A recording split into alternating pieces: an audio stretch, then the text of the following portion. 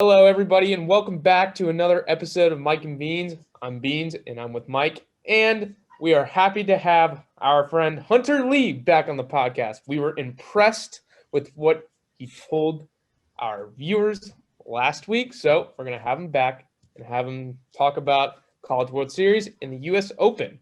Now, the U.S. Open for golf is being played this week, and it's at Torrey Pines Golf Course in San Diego, around San Diego, California. I believe it's actually in La Jolla, California, something like that. But Torrey Pines, historically, there has been a U.S. Open been played there before in 2008, and that was one of the best U.S. Opens to be played in U.S. Open history. Tiger Woods and Rocco Mediate went to an 18-hole playoff on Monday, and Tiger Woods was able to pull out the win practically on one knee. He had a historically amazing putt to send him into that playoff. So, just a little history about the Torrey Pines U.S. Open. But we'll fast forward to today. Torrey Pines is a really hard golf course. It'll be interesting to see, which golfers can handle, the environment there. So the tournament actually started today. Some top names on the leaderboard right now is Xander Schauffele is 2 under and Brooks Koepka is 2 under, but the leader is 4 under. And Bryson DeChambeau is the reigning champion after winning at Winged Foot in 2020. Now, Hunter, I'm going to have you name 3 golfers this week that you are, expecting or hoping to see, play very well. So, who are you picking? I think my 3 picks to win. First is Bryson. Just to repeat, I think he's got good mojo going. And he can win any tournament with how far he hits the ball. And if he puts well and hits wedges at tour average, which is an ask for him. His wedges are bad, but the rough is not playing as tough as I thought it would with some of the videos we saw of the rough early on. I think he can hit out of it, and if he has a good week driving the ball and has good wedge shots, I think he will he can definitely repeat. My second pick is Jordan Spieth. He's been on an absolute tear recently. He hasn't quite climbed the hill since the tournament before the Masters, but he's gotten a lot of top tens. He's been in a lot of good positions. I think he can really have a good week, stretch a couple holes together, hit the ball straight, and his iron game is some of the best in the game. And third player, he already completed his round today, but Matthew Wolff had an absolutely eccentric round today. He started off birdie, birdie, bogey, birdie, birdie. He made 8 birdies and 2 doubles to go along with 3 bogeys, and to finish 1 under. And I mean, you can definitely take that as, he shot 7 over on like five holes. So, there's a negative there, but he made 8 birdies on a golf course that's pretty tough, and maybe not as tough as a lot of people expected it to play. But I think that's a really impressive number. One thing that I will say about Matthew Wolff is that in the 2020 U.S. Open, he was with Bryson basically throughout the third and mostly fourth round. He kind of fell apart in the final round, but he played really well on Saturday. So Matthew Wolff is definitely a name to look out for. We'll just see if he's able to put it all together and be able to finish. So Michael, you got any? I know you want to say something on the U.S. Open. Yeah, I'm not nearly the expert that these 2 morons are, but I just really want to see Bryson and Koepka, Brooks/Blake Koepka in the final group, just because I think it'd be hilarious because those 2 guys really don't like each other. So that would be the one thing that would get me to tune in on the final day, 100%, is if I see those 2 idiots arguing with each other. Because no matter what they do, they just get on each other's nerves. So it'd be great to see one or both of them just melt down for no reason. So those are my 2 picks to win it, just because I hope they get in the final group. A little bit of background on that. Bryson DeChambeau is a big science guy when it comes to golf. He, a lot of his swing is about swing speed, ball flight, and he relies on science a lot. And Brooks Koepka honestly thinks it's a bunch of bullshit. So he's a natural. Yeah. So yes, I think America wants to see Brooks and Bryson in at least playing together this weekend. Maybe not in the final group, but at least once in the weekend. It'd also be funny because the pace of plays would be a big point of contention because Yes. Bryson Bryson takes his time and Brooksy is just up there, hits it immediately. And I think everyone has seen it, but Brooks was doing an interview after the final round of the PGA Championship, and Bryson DeChambeau walked by Brooks during his interview, and Brooks was talking about putts, and Bryson was like, "You just have to put it on the right line," and Brooks you could tell he was infuriated by Bryson's comments. So definitely we want to see that. But I have 3 golfers that I would like to see do well. I have Dustin Johnson this week. Or one of the golfers is Dustin Johnson. He's coming off a pretty solid week on the PGA Tour last week. He was in contention for all 3 rounds, or for the first 3 rounds, and then he kind of fell apart on Sunday. But, won the Masters in 2020, and he had an unbelievable 2020 year. So, and Dustin Johnson is always, lethal on the course if, he's on. So he's a name. Jordan Spieth, like Hunter said, having a really good 2021 season. Hopefully he can put something together. And then I said Xander Schauffele shot a 2 under earlier today, but Schauffele had a chance to break through in the Masters this year, but he hit his tee shot on 16 into the water, kind of ruining his hopes of a comeback. So he was unable to catch Hideki Matsuyama. But Schauffele, throughout his career, has kind of come up short in a lot of big tournaments. So I really hope that he can pull through this weekend. He's a really good ball striker and a good putter. So I hope he can put a good score together this weekend. Now, we're going to move on to previewing the College World Series. Now, the Super Regionals ended this weekend, and it was an action-packed. But probably the biggest story is NC State upsetting Arkansas and allowing NC State to advance to Omaha. Now, NC State lost the first game 21-2. They gave up 21 runs to Arkansas. And after game 1, I definitely thought that NC State had absolutely zero chance to make it to Omaha. But they fought. They won games 2 and 3 by 1 run. And, it was actually unbelievable on what they did. They went to Arkansas and they beat the best team that dominated the SEC and their opponents all season. So Arkansas was the one team that Hunter was afraid of coming into Omaha, but Arkansas is not there anymore. And Hunter is a Vandy fan, and Vandy is favored to win the College World Series right now. So let's talk some Vandy baseball, Hunter. Well, I'm excited for the College World Series. I think we do have the 2 best pitchers in college baseball, and it's exciting to watch. And I think it sets us up really, really well. Because if we win our first 2 games, correct me if I'm wrong, but I'm pretty sure we can go through the whole College World Series without having to start anyone but those 2 pitchers. And that's very false. Yeah, it'd be close, and it'd be If you win the first 2 games, it'll definitely help you. You may need to ride a third starter at least you might think of pitching him when you're 2-0. If you win those first 2 games, all right, you can send the third starter out there just so you can give Leiter and Rocker some rest. But yes, it would help you a lot if you were able to win those first 2 games. Mm-hmm. And I think our third pitcher as well. Recently it's been Christian Little, 17-year-old, throws 97, just an absolutely fantastic player, and I think he can have a very good put in a quality start for us if needed if we do end up losing a game. Michael, I can see you want to say something. What do you want to say? He's 17. Yeah, he entered college. Jeez, what am I doing with my life? You're doing a podcast. Yeah. Yeah, the dude's 17 years old out here tossing 97. He was a midweek starter a lot of the year, so he hasn't seen a ton of innings, but I think towards the end he started to get some innings under him, started to get some real game time. Had a bunch of midweek starts. I said that 30 seconds ago. And now I think he's ready to perform on the biggest stage in college baseball. One thing that Vanderbilt has obviously had the pitching all year, but one thing that could be the biggest factor for them is if they can consistently hit, because they did hit well throughout the regionals, and then when they faced East Carolina, East Carolina's pitching was very impressive, but Vanderbilt's pitching I think only gave up 1 run.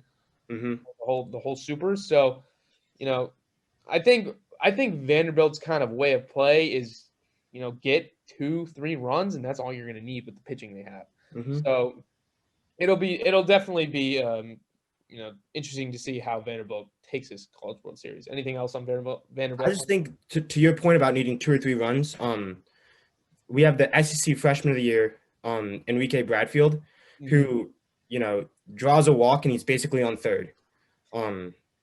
So I think having him lead off it's a really promising start if he gets on base. We're more likely than not to end up getting a run that inning. So I think that's that's one of the big things that's allowed us to play that way is getting him over to second, and then sending him home. Yeah, Enrique Bradfield led the NCAA in stolen bases, and he can flat out fly. So definitely agree with you there.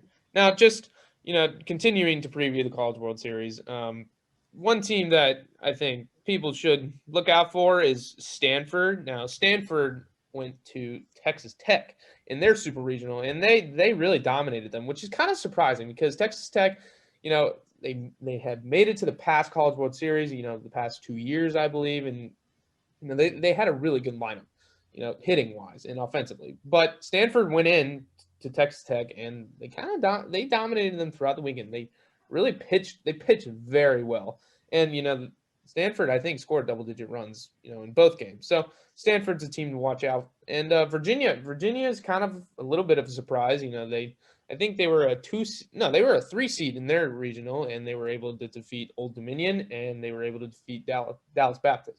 So Virginia and Stanford kind of underdogs in this. I think Virginia was a 14 to what were the odds, Mike? Virginia is 14-1, they are the least favorite team to win it, and Stanford's 10-1. The only team lower than Stanford, aside from Virginia, is NC State, who they play in the first round, or whatever you want to call it. Yeah, so definitely Virginia, NC State, and Stanford, kind of a little bit of an underdog story. Now, that will conclude the College World Series debate. Now, Hunter, thank you for joining us again, and we'll hope to see you back on the podcast soon. Thank you guys so much for having me. All right, and now we're going to shift over to the NBA a little bit. Now, we're not, the series so far in the semifinals have been, very, very fun to watch, except for the Suns and Nuggets series was good, even though the Suns ended up sweeping the Nuggets. But there are a lot of things that happened in that series. But the things that have happened since Game 4 is there's a lot to talk about there. So Chris Paul is now out indefinitely because he violated COVID protocols. There are 7 head coach vacancies, including the Wizards, which we really loved to hear. We wanted Scott Brooks out, and he's out. So, Mike, give us some NBA. Yeah, so for the Wizards, I'm a little more pessimistic than I thought it would have been, knowing that Brooks is gone, just because it felt like they wanted to keep him. And that's not a good thing because the Wizards stink, and coaching was a clear problem. So generally speaking, when your coaching is bad, you shouldn't keep that coach who's making your team worse. So a little worrisome, but he's gone. Hopefully they make a decent hire. I can't say I trust Shepherd like I used to, but at least Brooks is gone. There has to be some room for optimism. It's hard to get much worse than whatever the hell he was running out there. So there's some optimism at least. All right. And one thing that I forgot to bring up was Kawhi Leonard also. Yes, that is. For the rest of the series. Now, I thought I'd never see it, Michael. Playoff P. Paul George had an amazing Game 5 for the Clippers. I thought after what he did last year in the bubble, I thought I'd never see it. But Paul George is definitely going to have to be that key in that series. So, or going forward, depending on if Kawhi Leonard will be out for the rest of the series. Yeah, absolutely. PG went off. I mean, straight up, he looked excellent out there. I think he had 37 and 16, which is ridiculous. You see, the thing with that team is the real problem, like the real worry we had with them, they have a decent 5-6 guys or whatever with Rondo and Pat Bev off the bench. Their bench isn't good, though, just the rest of them. But the Jazz are running 6 guys. So I don't think it's much of a worry. You're losing Kawhi. The worry is, what do you do once PG sits down? But And that last game, Marcus Morris went off. He had 25. Terrence Mann played a really good game. He looked solid out there. So Reggie with Jackson. what's up? Reggie Jackson also played pretty good. Yeah, Reggie Jackson played a really good game. They have the pieces to make a run here, but I don't know how much I trust Ty Lue and this Clippers team just because they've done so many stupid things. Them and the Bucks, my 2 picks have just been stupid. But, PG looked excellent. Kawhi injury, it's how long, if they win this series, is he out for the full playoff? When would he come back? How does he come back? Does he come back strong? Does he come back terrible? What do you do there? And the Suns, as you mentioned, CP3 missing time. Hopefully, if this series goes 7, he misses, I think, 2 games. Yes, the Suns are definitely rooting for the Jazz right now to force this game. Absolutely. They want to delay this as long as possible. The Suns' backup guards, again, I mentioned on an earlier podcast, they're not terrible. I like Javon Carter. Defensive pest. I think he's the guy you got to put on Donovan Mitchell and just say, you know what? If Mitchell gets 40 on us, it happens. He's just that good, but it's a decent matchup there. And you just hope you play not to lose that game. Devin Booker's still a beast. DeAndre Ayton's looked really good. They run some really good offense. So, you hope the series goes 7. You hope you can get Chris Paul back as soon as possible. But yesterday was crazy for NBA news. It was ridiculous. Yeah, and we also witnessed Kevin Durant. That was insane. Winning Game 5 single-handedly for the Nets, which... Nah, everybody else, y'all need to put some respect on my name. Nope, stop you right there. Single-handedly my ass. Don't disrespect Jeff Green. Don't disrespect. Jeff Green was 7 of 8 from 3, and you're like, single-handedly. Jeff Green got them back into the game. Don't disrespect 4X Jeff Green. Okay, I can say single-handedly when he drops a 50-point triple-double. Jeff Green went ballistic. Okay. 7 of 8 from 3. He had 25 points or something like that. Jeff Green was excellent that game. Jeff Green was the guy who, they put on. The real person who went ballistic was Kevin Durant, and I'm not taking back my take. Kevin Durant went ballistic. I agree with that. Kevin Durant was excellent. You know who else was excellent? Jeff Green. Put some respect in Jeff Green's name. Apologize to Jeff Green right now. All right, I'm sorry, Jeff Green. Thank you. Kevin Durant literally carried you for half the game. No. Jeff Green, the amount of Jeff Green disrespect I've seen is utterly ridiculous. The man, again, goes off. There's a reason NBA on TNT interviewed Jeff Green and not Kevin Durant, and it has nothing to do with any other extraneous circumstances. Jeff Green was awesome. Jeff Green was, it felt like he wasn't missing anything. He was hitting open shots. He was playing good defense. They brought him in, 35 minutes off the bench, 27 points, best plus-minus on the team. Put some respect on Jeff Green's name. Kevin Durant was amazing. Agree there. Jeff Green was also amazing. All right, well, we got a Jeff Green lover here. All right, so we're going to move on we're going to go back to talking baseball. We're going to talk the MLB. Now, there has been a very controversial issue among, around the whole league, but it's mostly regards pitchers. Now, pitchers have been using a lot of substances. Sticky stuff is what people call it. And it's there's a lot of terms for these, or there's a lot of mixtures for these substances so far, but it's mostly sunscreen and rosin. And, if it was pine tar, it'd be illegal, but sunscreen and rosin, the pitchers are provided a rosin bag on the mound. So it's not, rosin and sunscreen aren't really banned substances at the moment. But now the MLB is going to try and crack down on it. Now, they're doing this because MLB teams are, hitting the worst, I think in MLB history, and there have been 6 no-hitters so far, and we're not even to the All-Star break. There's been 6 no-hitters, and basically 7 if you count Madison Bumgarner's unofficial no-hitter in 7 innings. But six no-hitters, and it's obvious that these pitchers have the upper hand. And the MLB has to do something about this. One, because obviously pitchers are, using substances. But today, and look, I pitched in high school. I pitched. I played baseball, but not a lot of people appreciate, the art of pitching to this day. A lot of the fans just want to see home runs being hit, a lot of hits, a lot of runs being scored, and that's not what's happening, at the moment you're seeing a lot of strikeouts, a lot of groundouts, flyouts. I mean, it's a pitcher's game right now. Why this sticky stuff is helping him grip the ball, putting vast amounts of spin, and having the pitchers throw a lot harder. And you're watching Jacob deGrom, and I'll admit I'm in awe, but you have to ask, is Jacob deGrom one of the pitchers, using the sticky stuff? And I think the answer is yes. Garrett Cole admitted to it, and I think a lot of pitchers, admitted to doing it either this year or in the past. So it's an issue that the MLB is cracking down. Tyler Glass now, who is the Rays' best pitcher, he's there are two arguments to the side. One about no substances, but then the pitchers are arguing that they need to pitch with this sticky stuff because they've been doing it for so long, and that injuries will come because they're not using it. And I think there's a valid argument there, but if the fans want to see more home runs, and if the MLB wants to get more viewership in their games, they're going to have to wind down on the strikeouts for the pitchers.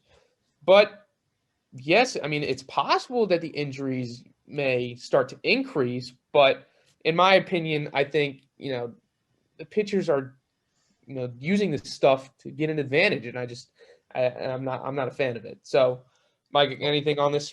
Yeah, so first of all, I think you have to appreciate more of what deGrom's doing, just because even if he is using these substances, he's still a level above everybody else. I mean, he has more RBIs than earned runs as a pitcher. That's insane. Now, Granted, Aaron Judge also has more RBIs than earned runs, but no one's talking about how great he is. But beside the point, anyways, I mean, deGrom's just a level above everybody, and we're not certain he is using this sticky stuff, so there is that element to it. But you seeing Garrett Cole almost cry in a press conference by not being able to use this stuff shows how that's a problem. If he is on the verge of tears because he can't use a substance to pitch, I mean, there's something a little overboard going on here. Sticky stuff it's pretty controversial, and it's getting a lot of talk, and I think it's time for people to be like, all right, if the pitchers are doing this, okay, I think it's kind of cool a little bit to see all the spin, and but I'm not gonna lie, I've seen pitches thrown that should not be moving the way they're moving. Like I'm thinking, oh my God, that's not possible. Like on some of Max Scherzer's sliders, I've seen them just go to one part of the zone to another part of the zone, and I'm like, whoa, that's unhittable. So, and if the MLB again wants more viewers, they're going to have to start cracking down on this. But that's Mike's and I's opinion on this. So, Michael, any last words? I know you got a few shout outs.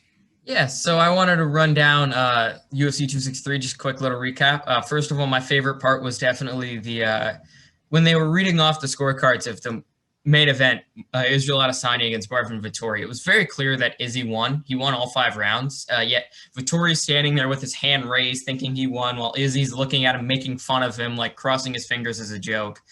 Izzy's laughing like in Marvin's face. Marvin still believes he's won. And then right as soon as they read the scorecards, it's 50-45. You see Marvin Vittori's face just change. Like, wait, you're telling me what my coaches were saying the entire time was right? No way. And Izzy's laughing. They're having it was so funny. You have the ref raising Izzy's hand before the official scorecard is read. Dana White wrapped the belt around Izzy to say you're still the champion before the official scorecard was finished. That was hilarious. There's a video on YouTube. It's called Delusional Marvin. It has over 1 million views. I've seen that video at least 100 times. It's the funniest thing I've ever seen. I love it. Also, shout out to Brandon Moreno, first Mexican-born champ. That was awesome. Got that pick right, too. I went 3 for 3 on the card. Shout out to me on the main card. I mean, not methods. I was 1 of 3 there, but 3 of 3 on the winner, so I'll take any credit I can get. He won with a submission. That was an excellent moment. He was so happy. You could see the joy in his face. That was awesome. And Nate Diaz lost the first 24 minutes of that fight, and he wins the last minute, almost knocks out Leon Edwards. And everybody in the world is talking about how great Nate is, despite him losing the first 24 minutes, which is just awesome. Dude had blood all over his face and still almost knocked out Edwards. That was insane. The People's Champ somehow, because he won 1 minute, so shout out to him. That was awesome. And we had some technical issues here over at the Mike and Beans podcast. First time it's happened, but probably will happen a couple more times. But Bennett went Hollywood. He's, you get Bennett one time. You get him for like 30 minutes. You get him in his bracket, and then he's gone. And if you don't fit everything in there, it suck. He's Hollywood. He's Bennett. He's too cool for school. But I'll get into my main and final shout-out here, and then I'll wrap this thing up. So my main and final shout-out is to Suns and 4 Guy. If you haven't seen Suns and 4 Guy, what the story is he went to the Suns-Denver game in Denver, and he's a Suns fan. So a lot of Denver fans were giving him shit. These two guys especially, because the Suns were winning. This was game 3, and these two guys are on a higher, like they're at the level above him, the row above him, and one guy jumps him, throws a sucker punch, it misses. He dodges the sucker punch, and he takes this guy and throws a flurry on him, gets him going. But it was amazing. And then he says Suns in 4 white as the guys are walking away, and the Suns do end up sweeping, so that was cool. But the main story of this video, to me at least, is that you figure out later that he did meet one Max Holloway. And if you don't know who Max Holloway is, Max Blessed Holloway is a former UFC champion and a complete badass. Dude broke the significant strike record earlier this year, which means he threw the most strikes and landed the most strikes in a UFC fight against Calvin Kattar. Somehow Kattar didn't go down. It was impressive, but in that fight, Max Holloway went full Matrix mode. He was dodging punches without looking. He threw a no-look punch. It was ridiculous. Dude is a beast. So you obviously figure out that the Suns and 4 Guy got some of his gifts from Max Holloway in this one interaction they had in 2019. So it's very obvious that Max Holloway had something to do with Suns and 4 Guy. And because of this interaction, it allowed Suns and 4 Guy to be the national star that he is. Because the Suns did sweep, and he looked like a complete badass in that video. By taking out a dude who threw a sucker punch at him on a lower level, the dude had the high ground, and he still beat him up, and his friend too. So Suns and 4 Guy's a badass. Shout out to him. Don't disrespect Suns and 4 Guy. That was awesome. But everyone, thank you for watching. Hope you enjoyed Mike and Beans episode 5. Peace out. See you next time.